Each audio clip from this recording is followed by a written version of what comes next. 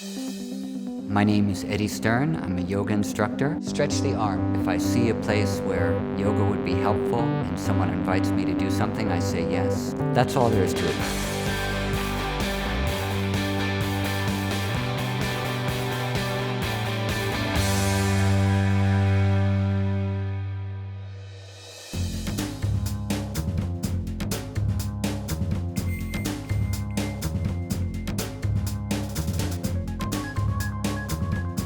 Tell us about meeting the Dalai Lama. I loved meeting the Dalai Lama. Where did you meet him? How did it happen? I met him in Manchester to host an event to galvanise the interest of young people. Like, you know, there's loads of rioting in my country, England, recently, a year ago. Oh, you're from England? That's right, I didn't mention it. I didn't want to embarrass you. I didn't want to make you feel socially inferior. But yes, I'm an Englishman.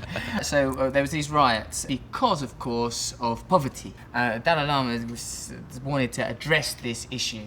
So we did, he asked me to host it, I think to form... He asked you to host it? Yeah! Wow! To form a wobbly rope bridge between him and the young people of Britain. That was my job, because here's the Dalai Lama, here's young people of Britain, here's me, somewhere between that. So what happened was I met him at the Manchester Evening News Arena. It's a 10,000 seater arena. It was free for young people under the age of 25. And so I had to, you know, before I met the Dalai Lama, he had his monk entourage and stuff. That was really cool. You know, so I saw him and I felt sort of a little bit shy and nervous and awkward and everything. And he laughed. The first thing, he sort of stopped having his things fitted, getting all wired up, and he just went and laughing anyway, like looked at me up and down like that, and he went, "You are free. You are free from the top of your head to the tips of your feet. You are free."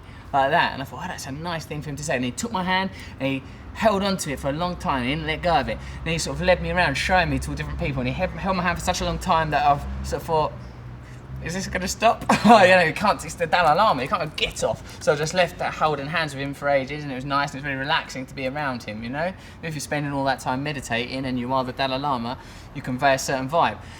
Then we walked up to the stage. There was a special carpet that only he was supposed to walk on, but I think that's probably his advisors. I don't reckon he insists on a special carpet that only he can walk on. I reckon I'm sure he doesn't. Where's my carpet? I'm gonna fucking stab someone. And then I went up on the stage and I had to introduce him, and of course trying to judge the style. And I thought, well, sometimes you think, don't you, like that? You know, I have nothing but love for the Dalai Lama. I'm there for the right reasons. I'm not there trying to get laid or get money. So I just think, well, if I'm just if you're honest, free, he already said you were free. I'm free. Which is amazing. Yeah, it's cool, isn't it? It's totally cool. So I just said what I felt like saying, and like, you know, so I made like these sort of jokes about him, told them like, you know, sort of like, you're here because this is a different way of thinking, this is access to new information. We're told to think in a certain way, to feel in a certain way. We're told to find certain things attractive. We're told that there's only a certain way to live. This bloke, he knows different ways to live and different ways to think. And then like I introduced him, right, and I said it's funny because I'm that I won these prizes in England. Shagger of the Year, these like for my shagging. Right. And, congratulations, by the way. No. Felicitations. Your mother must be very proud. Yes, yeah. The shagging it's reward enough without the trophies. And that goes to go from Shagger of the Year to introducing the Dalai Lama. What an honour! I introduced him, but he was far away because we were in an arena. Like so, I went, the Dalai Lama, and then I looked. He was right at the other end of that bloody carpet. So I had to sort of feel, you know, and like so I was going like, oh, he's over there, he's just on his way, he's just drinking a can of booze, got a fag on. He came on, he gave me a nice cuddle, and then he sat down.